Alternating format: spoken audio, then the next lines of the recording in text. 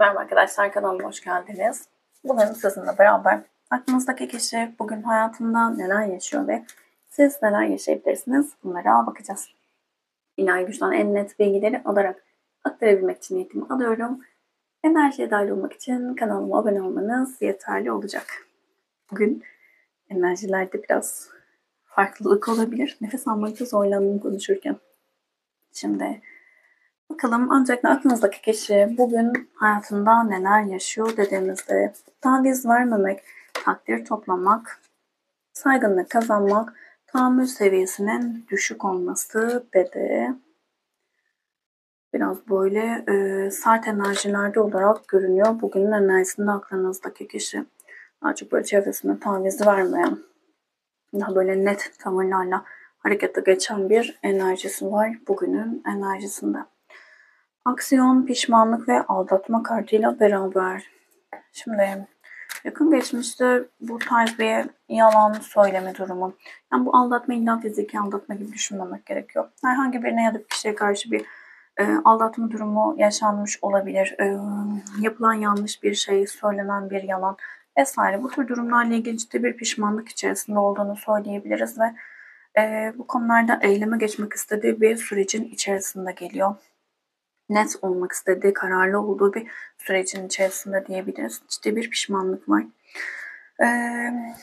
Ya ne istediğini çok da bilemeyen enerjilerde olduğunu, biraz ruhsal olarak kendini kötü hissettiğini söyleyebiliriz. Maddi hayatıyla ilgili, yani kariyeriyle ilgili de ortaklığı varsa ortaklarıyla ilgili de biraz sıkıntılı bir sürecin içerisinden geçiyor olabilir. Bazı yaptığı yanlışlar olduğunu düşünüyor ve kendini çok ciddi şekilde suçlu hissediyor.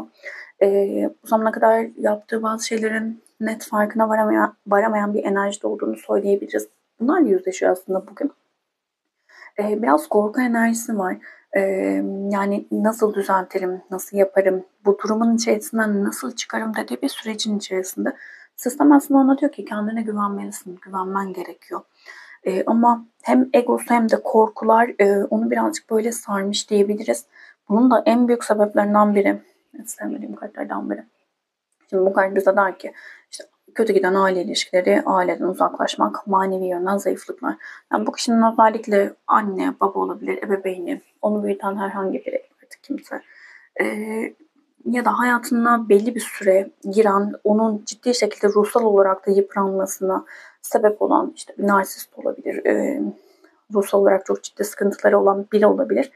Bir bakıma onun hayatını yerle bir eden bir enerjinin olduğunu söyleyebiliriz. Ve bu enerji onun hayatının da yarattığı, o ruhunda yarattığı yaralarla beraber tekrar tekrar sıkıntılı süreçler yaşamasına sebep oluyor. Güvensizlik ve korku enerjisi çok fazla. Kendini çok suçlu hissediyor. Bu kişi genel olarak da yaptığı her şeyden kendini suçlu hissediyor olabilir. Bu ailede böyle yetiştirilme durumu olabilir. Yani toparlarsam eğer ruhsal olarak biraz zor bir süreçten geçiyor ama buna rağmen şanslı olduğu bir sürece doğru giriyor. Burada aslında yani her zaman konuştuğumuz şeylerden biri. Ne kadar karanlık artarsa işte o güneşin doğmasının yaklaştığının habercisidir. Burada da öyle bir durum var. Umarım en kısa zamanda farkına varabilir bazı şeylerin. Burada artık şansın ona dönmeye başladığı, farkındalığını arttırabilirse eğer, burada görmesi gereken şeyleri net bir şekilde görmeye başlarsa aydınlanacağı, güzel enerjilerin aktif olacağı bir süreç onu bekliyor olacak. Şimdi devam edelim. Bugün hayatında neler yaşayabilir ayrıntılı olarak bakalım. Bu deste de çok güzel bir destedir. Şimdi evet. Günün enerjisine dengeye gelmesi gereken, dengeye gelmek için çabaladığı bir sürecin içerisinde olacak. Çok fazla tepki vermediği, vermek istemediği, daha çok böyle uyumlu olmaya çalıştığı, ahenk içerisinde olmaya çalıştığı bir sürecin içerisinde olacak. Kendiyle ilgili de bazı konularda daha net bir bakış açısı geliştirmeye çalışıyor diyebiliriz.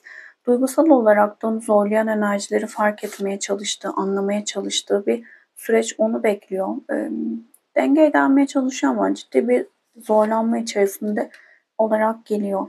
Şimdi biraz sıkıntılı Dağ kartı ve mezar kartı geldi. Yani bu zamana kadar onun hayatında birçok istediği şeyin önüne ciddi engeller çıkmış olabilir. Yani cümleyi kuramadım ama hemen toparlıyorum.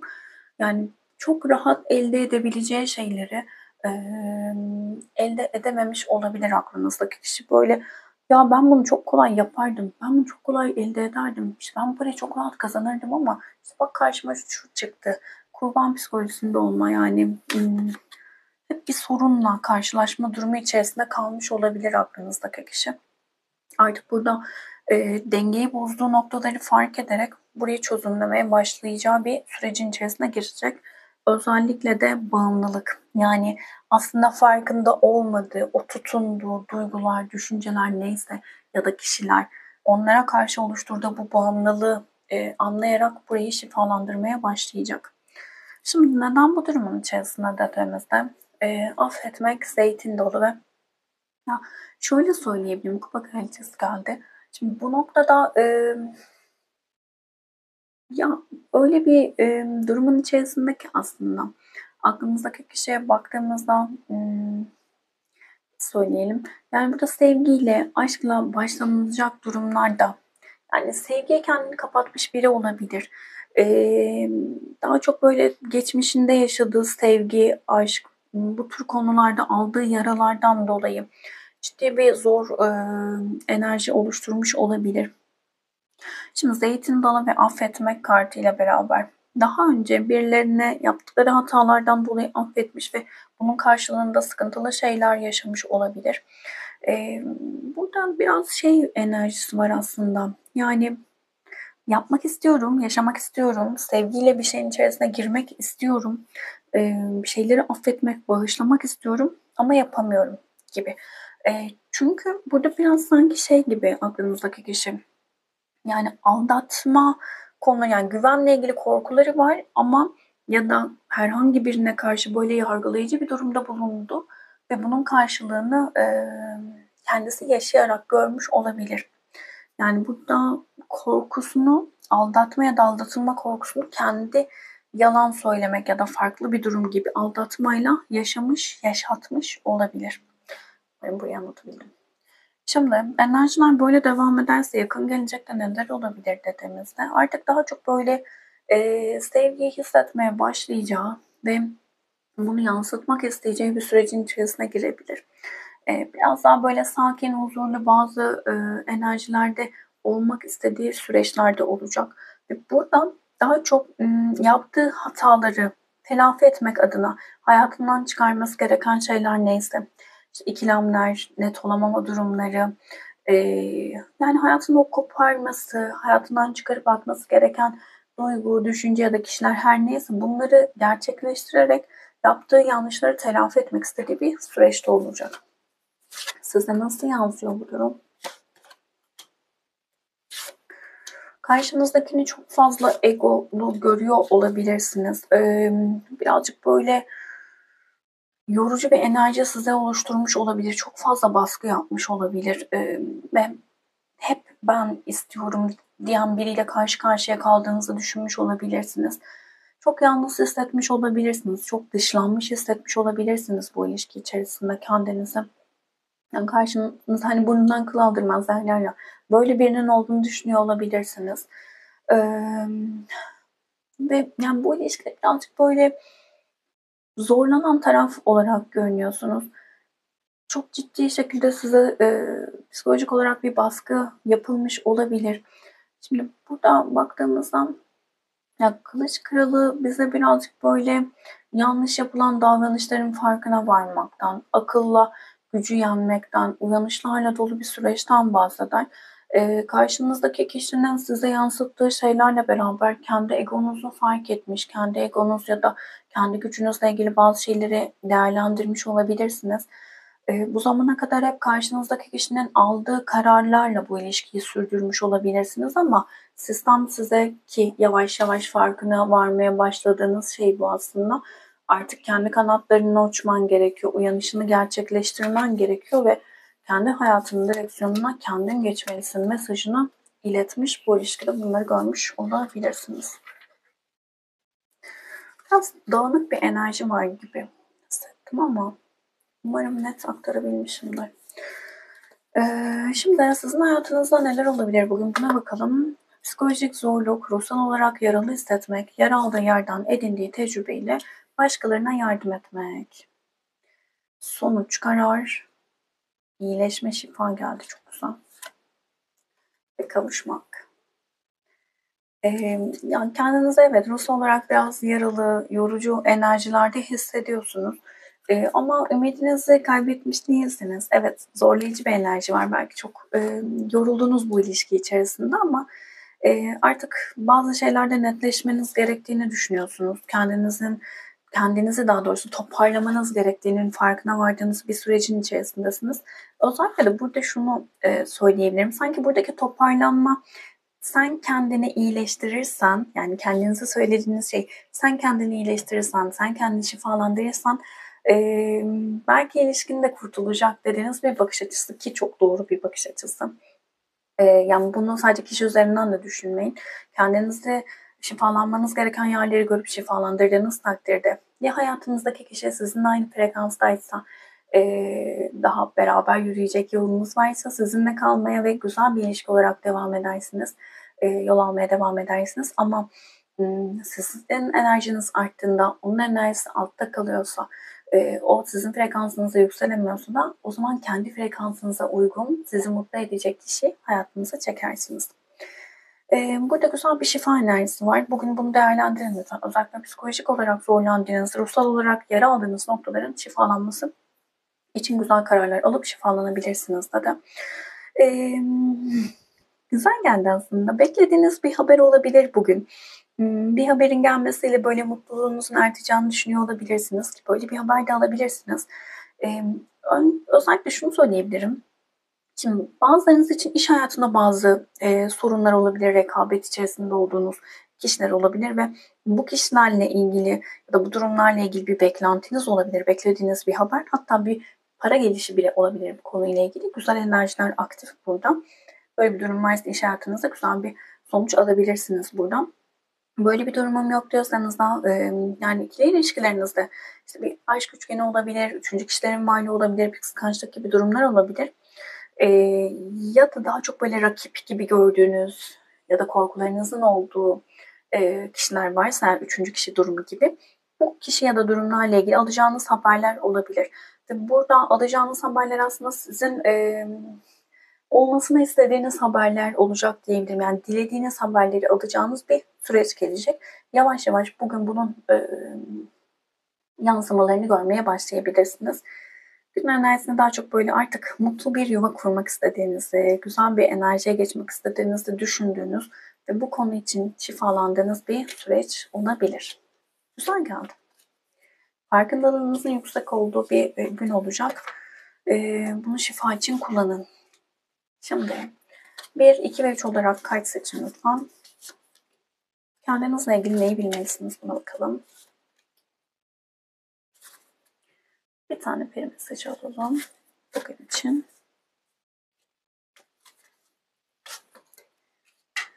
Dengeyi bul dedi. Bir tane tanımlama alalım. İşiniz, dinlenmeniz ve oyun zamanınız arasındaki dengeyi bulursanız hayatınızda daha fazla enerji, uyum ve üretkenliğe sahip olacaksınız. Güç şekerlemesi yapın dedi. Özellikle sıkıntılı süreçlerde unutmak, düşünmemek adına böyle başka şeylere çok fazla yönelebiliriz ama bu da bizim dengemizi bozabilir. Hayatta her şey denge. O yüzden mümkün olduğunca dengeyi nerede bozuyorsak hangi konu olursa olsun orada dengeyi tekrar sağlamak adına çabalayalım. Bugünün olumlaması yaşadığım her şeyin bir sebebi vardı. Beni bugünkü güçlü ve mutlu halime dönüştürdüler. Geçmişi affediyorum ve kucaklıyorum diyebilirsiniz. 1, 2 ve 3 olarak kart seçin lütfen. Bir seçin arkadaşlar için. Harika. Çok net, yüksek bir enerjiniz olduğunu ve sezgilerinize güvenmeniz gerektiğini söyleyebilirim. Her şeyi yapabilecek güçlü olduğunuzun farkına varın. O kadar yüksek bir sevgi frekansınız var ki, kalp frekansınız var ki bunun farkına vardığınızda ve bunu olumlu şekilde kullanmayı öğrendiğinizde hayatınıza istediğiniz o mükemmel, güzel enerjileri çekebilirsiniz. Ama şunu unutmayın, kalbinizdeki enerji neyse onu çekersiniz. Yani korku, kaygı enerjileri daha yüksekse, gün içerisinde daha çok bunları düşünüyorsanız, hatta hep bunları düşünüyorsanız kalbinizden çıkan frekans bu titreşimde olacaktır ve kuantum alanda o sınırsız olasılıklar içerisinde o enerjileri çekecektir. O yüzden ne kadar güçlü bir enerjimiz olduğunu, kalbimizdeki o gücünün farkına varmamız çok önemli. Orada sadece güzel, pozitif enerjileri üretmeye, çoğaltmaya bilinçli bir şekilde devam edersek o enerjileri, güzellikleri hayatımıza çekmiş oluruz. Belki de bazılarınız çok fazla negatife düşüp o enerjileri çoğaltıyor olabilir. Bununla ilgili de bunu yapma mesajı da olabilir. Buraya dikkat etmenizde fayda var. İkiye zaten arkadaşlarım. Ee, Aslında çok güzel. Günün enerjisine böyle e, ya çok net bir şekilde şunu söyleyebilirim. Başlangıçlarla ilgili yeni bir başlangıca adım atabilirsiniz. Korkularınız olabilir bazı konularda ama bu korkuları biraz geride bırakmanız gerekiyor diyebilirim. Daha böyle samimi ilişkiler kurabilmek adına, daha böyle moralinizin artması, çözüm odaklı olabilmeniz adına açık konuşmalara kendinizi açmanız, çok net olmanızda fayda var diyebilirim. Her şeyi yapabilecek güçlü olduğunuzun farkına varın ve burada en net size gelen mesaj aslında konuşmaktan, kendini anlatmaktan, duygularını göstermekten korkma mesajı. Bugün buna odaklanmanızda fayda var. Şu saçın arkadaşlarım. Buraya da güzel böyle pozitif bir enerji gelse güzel olacaktı ama içi saçın arkadaşlarım çok fazla acı çekiyor olabilirsiniz. Bu acıyı yükseltiyor olabilirsiniz. Yani aslında biraz önce söylediğimiz o kalp frekansınızı, kalbinizdeki o hangi enerjiyi çoğaltıyorsanız onun size geleceğini hatırlamanız sizin için de önemli. Çok canınız yakılmış olabilir, üçlü durumların içerisinde kalmış, kalp acısı yaşamış, çok ağır sözler duymuş vesaire vesaire olabilirsiniz. Geçmişte kaldı bitti. Bunları artık geride bırakmanız ve orada görmeniz gereken, yaşadığınız şeylerde görmeniz gerekenler neydi buna odaklanmanız, buradan alacağınız mesajla kalbinizi, kendinizi şifalandırmanız gerekiyor diyebilirim. Kolektif bir açılım. Hepsiyle uyumlanamayabilirsiniz ama içerisinden mesajlar almaya odaklanın lütfen. Video beğendiyseniz beğen tuşuna basabilir, abone değilseniz abone olabilirsiniz. Teşekkür ederim vakit ayırdığınız için. Başka videolarda görüşmek üzere. Hoşçakalın.